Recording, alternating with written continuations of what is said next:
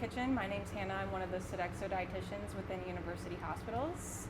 I'm Anthony Verona. I'm the culinary director with UH and Sodexo. Welcome, everyone. Yes, welcome. So today we're going to be making a autumn gratin.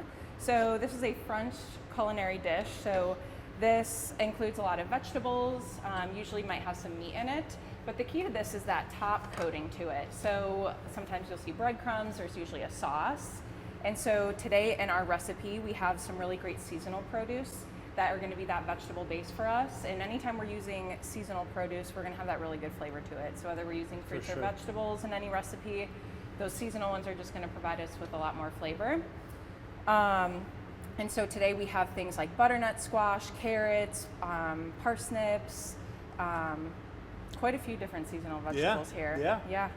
So there's a lot of flexibility in this recipe too. So you can kind of flex those vegetables if there's something you want to add into it. If there's one that you want to swap out, you're not a fan of one of them, you can swap something. Same thing with like the milk. You can use your milk, change oil or butter. So there's a lot of flexibility in this recipe. Yeah. I did, as Hannah said, you can use a lot of different vegetables. I highly recommend you use vegetables that are a little drier, okay, like butternut, carrots, potatoes, the parsnips. As you notice, the leeks and the mushrooms we already cooked, so we sweated them down, which means lightly saute, and it gets rid of a lot of the moisture. If you just put a raw mushroom in there, you're going to end up with a watery gratin, okay? I think the base of this, what makes this a great gratin is the bechamel sauce. So what's a bechamel sauce? Bechamel sauce is as simple as milk and a roux, which is equal parts flour and butter. You could use oil, but this is we're keeping this real French, so it's going to be butter today. We're not using a lot, maybe 2 or 3 tablespoons. Okay, and I'm going to show you how to make that. And again, I really want to emphasize that because this sauce is what in French they're called the mother sauces, right? Bechamel, which we're making today, Espagnole, tomato, hollandaise, velouté, and demi-glace. And those sauces, you can make any sauce basically in the world. So let's talk about that a little bit. Bechamel. Milk and roux. You could make a Mornay, which is a cheese sauce for like a mac and cheese. You could make an Alfredo for a chicken Alfredo. You could make so many different sauces just with the one mother sauce, which is bechamel. Espagnole is a brown sauce made from beef bones. You can make gravies, you can make sauces, you can make so many different types of things from it. Of course, tomato, marinara, pomodoro, all these different tomato sauces. I could go on and on. But we're going to show you how to make a basic bechamel. So I have some melted butter in here, about 3 tablespoons, okay? And look, when I say equal parts, 3 tablespoons of butter, 3 tablespoons of flour, it's a roundabout, right? What you're really looking for in your bechamel, and you're not going to be able to see it in here, is basically a paste, right? Because if you can imagine you're adding flour to oil, if you just think about what it's going to look like, it's going to look like a paste. So I'm putting this over a medium heat and I'm going to add some flour, okay? About 3 tablespoons. Now what we want to do here, just a touch more, I've made these a few times so I know what I'm looking for. What you want to do is what they teach in culinary school is a 7-minute mark, right? So you want to cook your roux, which is the flour and butter, for 7 minutes. We're going to cheat here because we're on video, but we're going to say it's been 7 minutes. But basically what you want to do, it's nice and frothy, and then we stir and we stir, and we cook it. Why do we want to cook it? We want to get that floury taste out, right? What's the whole point of the roux? Hannah? Make it creamier? Make it creamier, yes, to thicken it up, which is, makes it creamier. You're exactly right. There's fat in here, right? And there's fat in here. When you bring it all together and it kind of gets emulsified through the roux, it adds a velvety texture when you eat it, okay? So the most important thing about making any sauce or any sauce with a roux is to add it in 3 stages, okay? It's going to look funny, but so we're going to get this nice and hot, okay? I'm going to get this up and I want this to simmer and get that paste nice and hot. Sorry, I'm looking at the flame here. Okay, so you can see how a little frothy that is? Yeah. It's getting pasty? Oh yeah. Okay. Now, we're not going to add all this milk, okay? I already know how much. We're only going to add a cup or 2. But what we want to do is get that frothy. Now we're going to dump in about 1/3 of the milk, okay? And we want to bring that up to a quick temperature. And what's going to happen is it's going to get really thick. Look at this. See how that got thick? Oh, yeah. Look how thick that got, right? We want to keep stirring it into a paste. You see how I'm moving? And now we want to add the next third. And we want to bring that up to a boil again as I'm whisking. What's this 3-stage method going to do? It's going to give you lump-free sauce, right? It looks like, oh, it's going to be a mess, right? But as I stir and whisk, Trust the process. it's getting thin, or it's getting smooth, and you wait when you see this at the end, it's going to be nice and smooth. But I want this to start to bubble a little bit.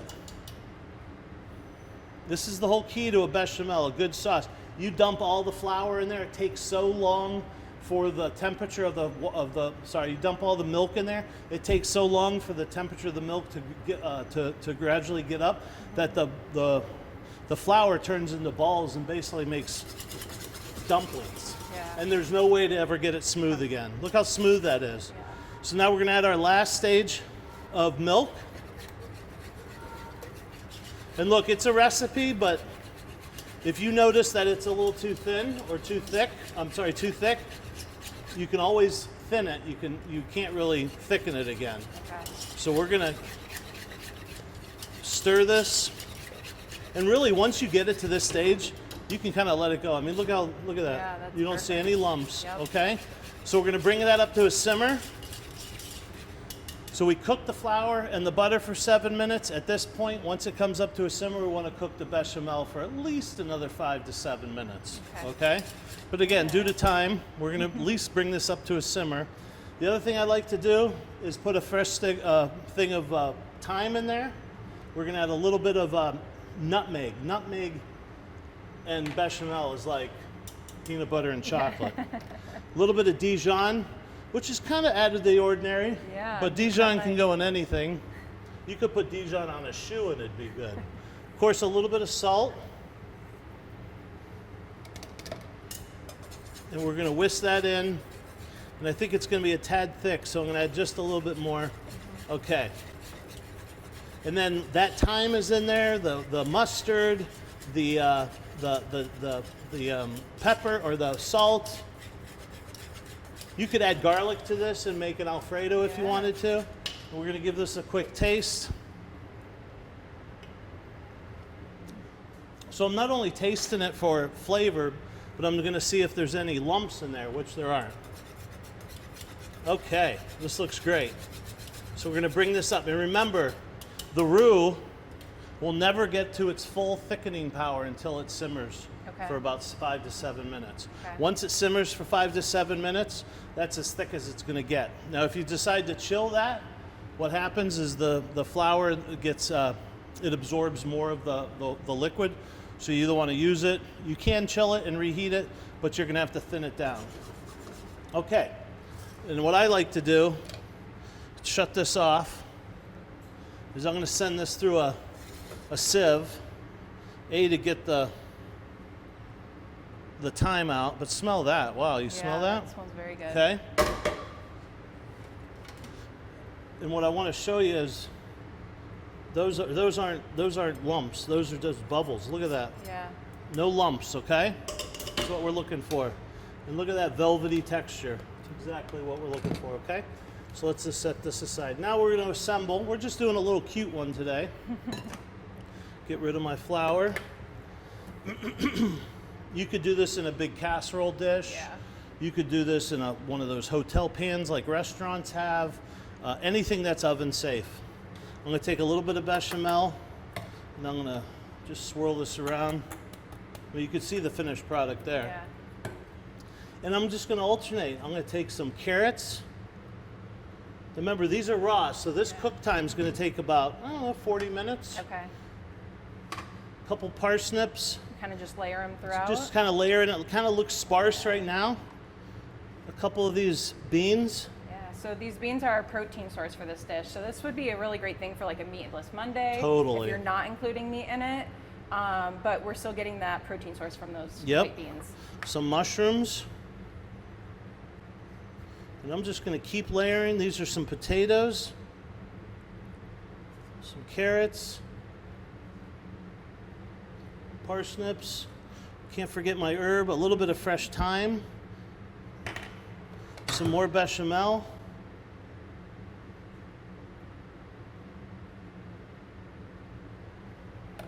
So we're just going to keep layering. I'm going to add some Gruyere cheese.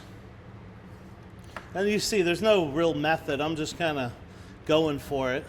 What I do like to do, though, is give it a little bit of pound to get it in the corners, because you can see there's some gaps there. Yeah. These leeks really make it a tremendous amount of flavor. Some carrots. And we're just going to keep going. You can see I'm trying to get the bechamel all the way to the edge. Okay, what did I forget? Some potatoes, some butternut squash,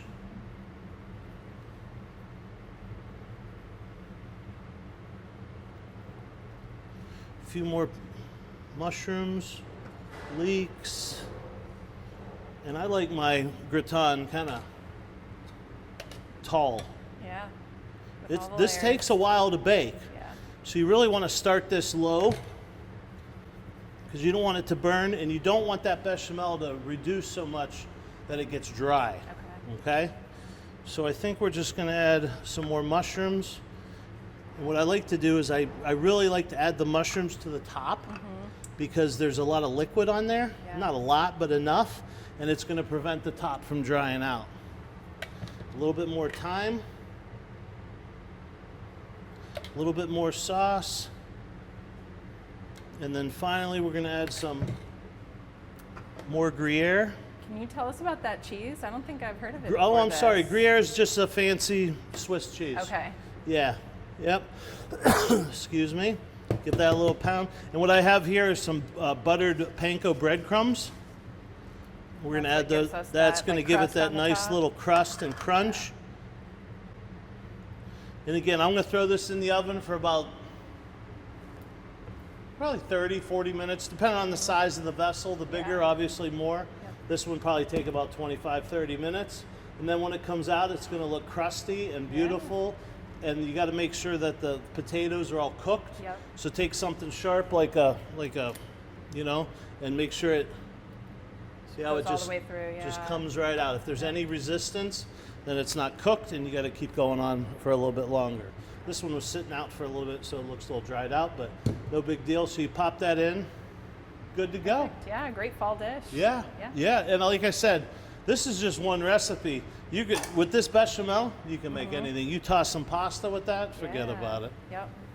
Very good. Yeah. All right. Well, great. Thanks for being with us today, and we'll see you next time. Yeah, hope you make the recipe. Take care.